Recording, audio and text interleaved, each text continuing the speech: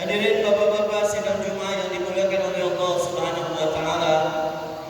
Allah Subhanahu wa taala adalah Zat yang Maha Kuasa, yang Maha Hebat, yang Maha Mengatur. Tidak ada satu kejadian di muka bumi ini kecuali ada karena izinnya.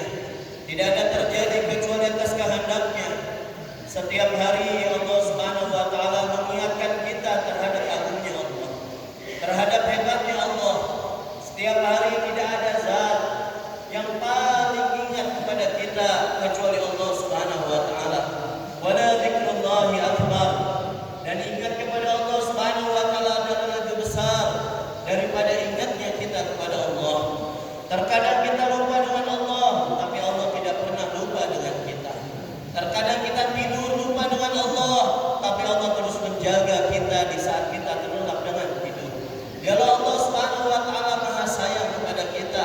Tidak ada satu kejadian yang terjadi kepada seorang hamba, baik keadaan yang cocok dengan dia, keadaan yang tidak cocok dengan dia, bahkan ketika ada kesulitan-kesulitan, masalah-masalah, hakikatnya Allah adalah Zat yang Maha sayang supaya kita kembali kepada Allah Subhanahu wa taala. Wala nudziqannahum minal 'adzabil adna dunal 'adzabil akbar la'allahum yarji'un. Sesungguhnya kami berikan kepada mereka, kami berikan cicipan kepada orang-orang beriman, kepada dai-dainya Allah, sedikit kesusahan, sedikit kesengsaraan, sedikit penyakit, dunal 'adzabil akbar, supaya nanti di akhiratnya tidak merasakan lagi kesusahan, supaya nanti di akhirat tidak lagi merasakan kesusahan, kesulitan. Dan maksud Allah berikan tadi kesusahan, la'allahum yarji'un, supaya mereka kembali kepada Allah Subhanahu wa taala. Hadirin sidang Jumat yang dimuliakan oleh Allah Subhanahu wa taala, 14 abad yang silam di mana tidak ada seorang pun yang menyembah Allah, maka Allah Subhanahu wa taala kirimkan seorang nabi, yaitu Nabi Muhammad sallallahu alaihi wasallam, yang mengenalkan manusia kepada Allah Subhanahu wa taala. Allah turunkan ayat Iqra, bacalah ya Muhammad. Ma ana biqari, saya tidak bisa baca.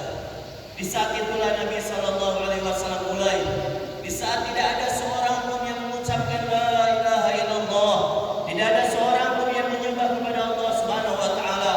14 abad yang silam, seorang nabi, ketika Allah Subhanahu wa taala menjadikannya sebagai rasul dan mengutusnya menjadi rasul, maka mulai dia mendakwakan agama, keluar dari Gua Hira ke rumahnya seraya mengatakan zamiluni selimuti saya. Maka turun ayat ya ayyuhal muzammil qumil laila illa qalila nisfahu aw inqus minhu qalila aw zid alayhi wa rattilil qur'ana tartila inna sanulqi alayka qawlan thaqila inna nashi'atal layli hiya ashaddu wa muqila inna laka fin nahari sabhan tawila. Allah Subhanahu wa taala menyeru, wahai Muhammad, berdiri engkau di malam hari, bukan waktunya istirahat, tawajuh kepada Allah, minta sama Allah, tahajud kepada Allah, berlama-lama dengan Allah. Kenapa sebabnya? Innalaka fin nahari sabhan tawila, karena engkau esok hari akan berenang-renang di lautan manusia, akan menghadapi manusia, bertemu dengan manusia, menyeru manusia.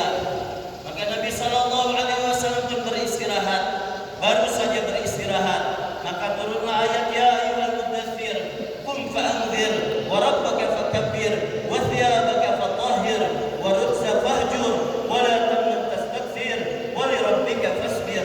Wahai orang yang berselimut, bukan kamu untuk istirahat, berdiri lagi. Di siang hari kamu bergerak, seru manusia kepada Allah. Ya ayyuhal mudaththir qum fa'anzir, berdiri kamu bergerak, mendatangi manusia. Wa rabbaka fakabbir, besarkan Allah, agungkan Allah, besarkan Allah di mana-mana. Hadirin sidang Jumat yang dimuliakan oleh Allah Subhanahu wa taala, dengan 3 manhaj nubuwah. Iqra ya ayyuhal muzammil, ya ayyuhal mudaththir, inilah manhaj nubuwah, inilah manhaj rabbani yang telah Allah Subhanahu wa taala berikan kepada seorang nabi yang dulunya Mekah, wadi negeri Zar'in, satu lembah yang sangat tidak ada penghuninya. Mekah yang kebatilan, Mekah yang diisi dengan kezaliman, Mekah yang diisi dengan berbagai macam kesesatan, dengan 3 manhaj nubuwah, maka berangsur mulai 1 orang taat kepada Allah, mulai 2 orang iman kepada Allah, mulai 3 orang berbondong-bondong orang beriman kepada Allah Subhanahu wa taala. Bergeraknya Nabi sallallahu alaihi wasallam mendatangi umat, malam harinya menangis di hadapan Allah Subhanahu wa taala dengan cara seperti ini. Maka umat yang mana Allah Subhanahu wa taala sampaikan di dalam Al-Qur'an, laqad manallahu 'alal mu'minina idh ba'atha fihim rasulan min anfusihim yatlu 'alaihim ayatihi wa yuzakkihim wa yu'allimuhumul kitaba wal hikmah wa in kanu min qablu lafi dhalalin mubin. Telah diberikan satu nikmat yang besar, diutusnya seorang rasul kepada kalian wahai manusia, yatlu 'alaihim ayatihi, yang mana mulai Nabi sallallahu alaihi wasallam mendakwahkan ayat-ayat Allah, mendakwakan kebesaran Allah Subhanahu wa taala. Dan kemudian Rasulullah sallallahu alaihi wasallam mengajarkan hikmah, mengajarkan sunnah, cara, dan kemudian tasbih, dakwah, ibadah dan khidmat. Dengan 4 ini, dakwah ilallah, ta'lim wa ta'alum, ibadah, zikir dan khidmat, maka umat yang dulu Allah sampaikan di dalam Al-Qur'an, sahabat yang dulu mengatakan, Rasulullah sallallahu alaihi wasallam sampai Allah mengatakan wa in kanu min qablu lafi dhalalin mubin, dengan manhaj rabbani, dengan kurikulum dari Allah, hanya dalam waktu yang sangat singkat mereka berubah. Yang mana tadi dibicarakan mereka dalam kesesatan yang nyata berubah menjadi, kata Rasulullah sallallahu alaihi wasallam, ashabi kan nujum, sahabatku seperti bintang-bintang di langit. Biayyi muqtadaitum ihtadaitum, siapapun di antara mereka yang kalian ikuti, maka kalian akan mendapatkan hidayah. Hadirin sidang salat Jumat yang dimuliakan oleh Allah Subhanahu wa taala, maka tidak berhenti di situ. Rasulullah sallallahu alaihi wasallam mencetak setiap individu umat Islam, setiap orang Islam yang baru masuk Islam. Rasulullah tidak hanya mengenalkan tentang ibadah, Rasulullah tidak hanya mengenalkan bagaimana sholat, bagaimana zakat, bagaimana puasa. Kalau seandainya datangnya Nabi hanya ingin mengajarkan kepada umat bagaimana sholat, maka tidak perlu dalam 23 tahun. Kalau ini bagaimana puasa, maka tidak perlu 23 tahun. Kalau bagaimana zakat, tidak perlu 23 tahun. Tapi Rasulullah SAW ingin mengajarkan kepada umat dan kepada setiap individu orang Islam bahwasanya Muslim adalah dia punya tanggung jawab dakwah dan ibadah. Sebagaimana Allah Subhanahu wa taala firmankan, "Qul hadhihi sabili ad'u ila Allah 'ala basiratin ana wa man ittaba'ani." Katakanlah ini jalanku, jalan yang ditempuh oleh Rasulullah, jalan mengajak manusia kepada Allah. Cara bagaimana umat yang tadinya setiap individu umat tidak tahu cara bagaimana untuk menjadi takwa, cara untuk menjadi iman, cara selamat dunia dan akhirat, maka Rasulullah SAW telah membimbing setiap individu, bahkan setiap individu sahabat, sehingga jalan ini bukan hanya jalannya saja Nabi SAW, tapi ini adalah jalan orang-orang yang mengikuti Nabi Muhammad SAW. Dan jalan ini bukan hanya jalan untuk sahabat saja, jalan ini terbuka luas untuk seluruh manusia, bahkan orang-orang Islam sampai hari kiamat kelak. Hadirin sidang Jumat yang dimuliakan oleh Allah Subhanahu wa taala, maka adanya masjid hari ini, adanya jutaan masjid, adanya jutaan madrasah, adanya jutaan orang yang mengaji, adanya jutaan para penghafal Al-Qur'an, itu karena ada orang sebelum kita yang telah mengorbankan segala sesuatunya, mengorbankan hartanya, mengorbankan dirinya, mengorbankan nyawanya, sehingga tegak agamanya Allah Subhanahu wa taala.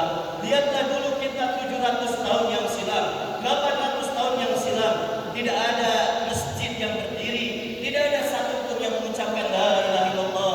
Tapi hari ini di negara kita Indonesia, jutaan masjid telah berdiri, bukan karena hebatnya kita, karena ada orang-orang